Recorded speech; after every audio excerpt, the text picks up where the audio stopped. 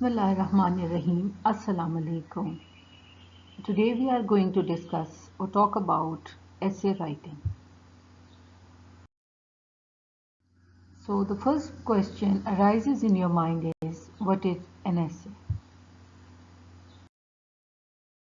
An essay is a focused piece of writing designed to form, inform or persuade. ऐसे एक focus मतलब आपकी तवज्जो एक ही जगह मरकूज होती है. It's a piece of writing, एक राइटिंग की एक फॉर्म है डिज़ाइन टू इन्फॉर्म और परसुएड. ये इन्फॉर्म करने के लिए या कायल करने के लिए लिखा जाता है. There are many different types of essay but they are often defined in 4 categories. इसके बहुत सारी टाइप्स हैं लेकिन और जो मेजर टाइप्स हैं वो 4 कैटेगरीज हैं: argumentative, expository, narrative and descriptive.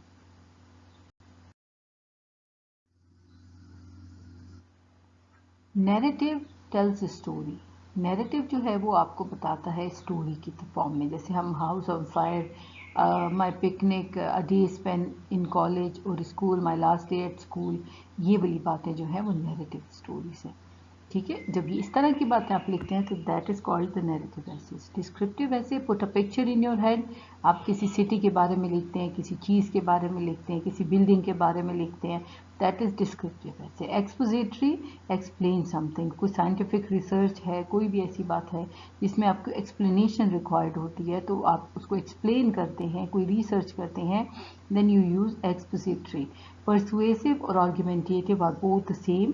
Persuasive means कायल करना, आर्ग्यूमेंटेटिव आर्ग्यूमेंट्स करके कायल करना. Wants the audience to agree. आप कोशिश करते हैं कि आपकी बात से मुत्तफिक हों आपके लिखने पढ़ने वाले. Now the question is that how to write an essay. First of all, there are following steps to follow. First of all, choose the topic. If the topic is given to you, there is no need to choose it. Then just focus on the next line. Outline your essay. Whatever is the topic, outline a sketch of that thing.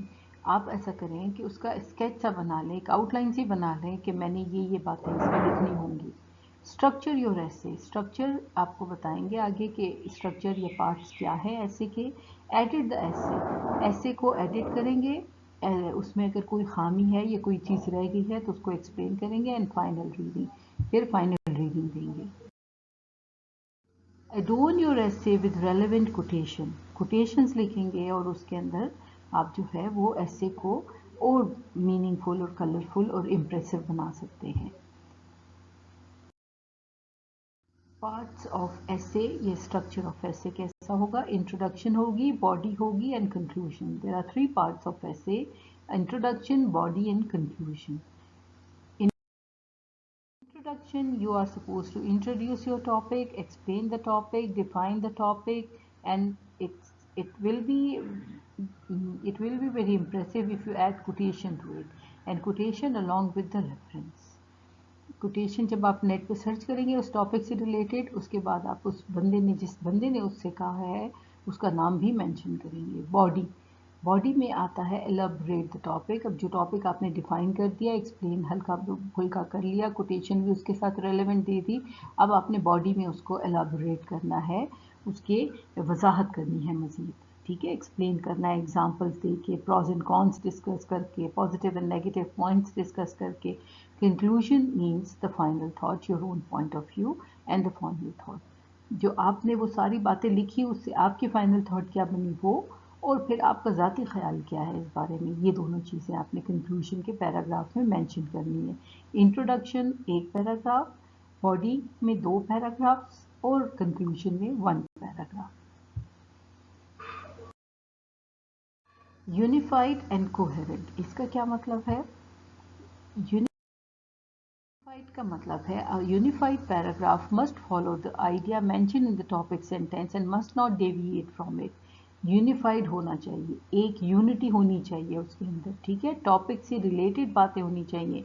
ये ना हो कि topic एक चीज़ का mobile पे हो और आगे इंटरनेट और लैपटॉप और टेक्नोलॉजीज़ का जिक्र हो जाए, डिफरेंट गैजेट्स का जिक्र हो जाए और कुछ समझ ही ना आ रहा हो. जब मोबाइल है तो मोबाइल पे ही आपने फोकस करना है.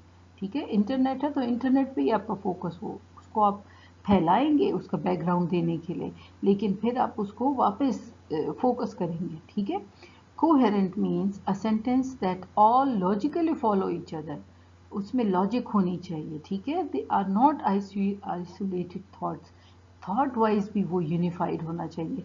ऐसा ना हो कि आप नेगेटिव बात कर रहे हो, फिर पॉजिटिव करें, फिर नेगेटिव करें, फिर पॉजिटिव करें।